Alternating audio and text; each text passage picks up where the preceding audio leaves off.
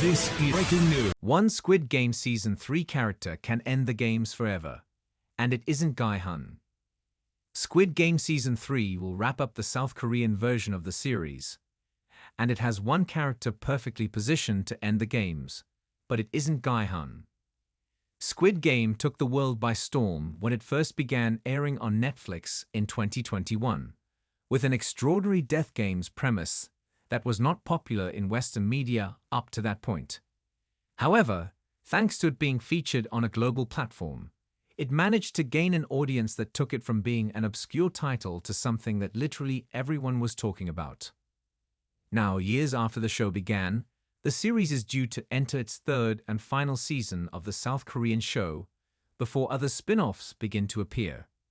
And while the story has featured Gi-hun prominently as the central character and protagonist, the focus shifted somewhat throughout Season 2 to another character who may be the solution to shutting down the games. And unlike the other players, they don't need to win the games to survive to the end and make a difference.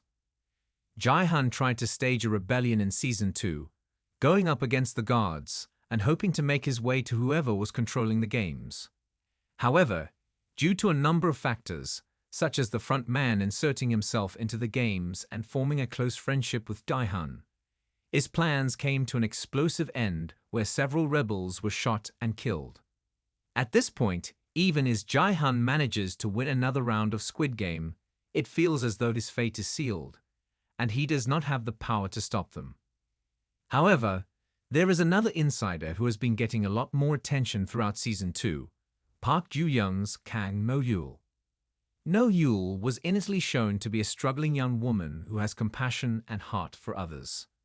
But in an odd twist, rather than being recruited as a player, No-yeol was hired to be one of the pink guards in the games. And while she is a dutiful soldier, she still clearly has compassion for the people in the games and treats them with more respect than her peers. The thing is, as a player, Gi-hun can only do so much. He could cause disruption, and his rebellion against the guards was impressive, but it only succeeded in getting so far because he was allowed to continue by the front man before he called in the bulk of the troops and stopped him in his tracks. Now, it seems that Gi-hun is likely to be a primary target to wipe out in the games, or at the very least, he will be watched closely to ensure he does not start up any more insurrections inside the games. Meanwhile, No-yeol is on the outside. She is provided with a gun, and she has the opportunity to meet the people in charge while armed.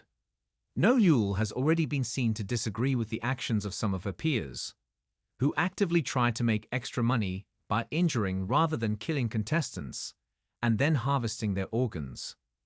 And beyond that, No-yeol is being unfairly targeted by other soldiers and superiors, which could prove to be their downfall if No-yeol decides to turn her back on the people, paying her to do things that clearly don't align with her own morality.